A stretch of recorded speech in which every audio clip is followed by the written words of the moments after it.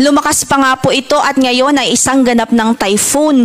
Taglay ang lakas ng hangin umaabot sa 120 kilometers per hour near the center at gustiness po na umaabot sa 165 kilometers per hour. As of our latest analysis, nakita ang kanyang sentro dito po sa coastal waters o karagatan ng Dolores, Eastern Samar, at ang kanyang pagkilos po ay pakanluran, hilagang kanluran at 25 kilometers per hour. So sa kasalukuyan ng kanyang sentro ay nasa dagat pa.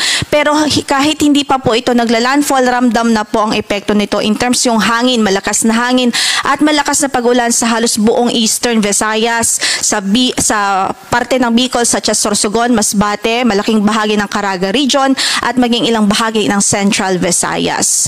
So sa latest nga po na ipinalabas na track po natin, makikita po natin approaching na po ito sa Samar provinces. So ang nakikita po nating landfall either northern Samar o northern portion ng Eastern Samar mamayang midnight hanggang sa madaling araw mamaya. So papalapit na po ito at malapit na po itong maglandfall. Ilang oras na lang po ang ating hinihintay.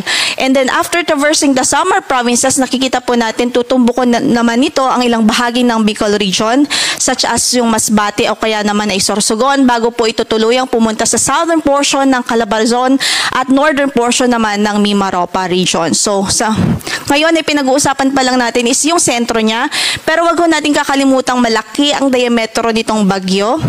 So kung makikita po natin, apektado halos buong Visayas at halos buong Southern Luzon. So may mga signals po tayo sa malaking bahagi ng bansa. At kaugnay nga po dyan, signal number 4, nakataas na po ngayon sa Sorsogon. Eastern portion ng Masbate kasama na ang Ticao Islands, Northern Samar, Northern and Central portions ng Eastern Samar, Northern and Central portions ng Samar. So signal number 4 na po dito sa areas na ito dahil iyan nga po ang unang makakaramdam ng impact ng bagyong si Opong. Next po, signal number 3 naman sa natitirang bahagi ng Masbate, kasama ang Burias Island, Albay, western portion ng Camarines Sur, Marinduque, Romblon, central and southern portions ng Oriental Mindoro, rest of Eastern Samar, rest of Samar, extreme northern portion of Leyte at maging sa Biliran. Signal number 2 naman sa Catanduanes, rest of Camarines Sur, Camarines Norte, central and eastern portions ng Quezon, Laguna, Rizal, Cavite, Batangas, rest of Oriental Mindoro, Occidental Mindoro kasama na ang Lubang Islands, Calamian Islands, Metro Manila, southern portion of Bataan.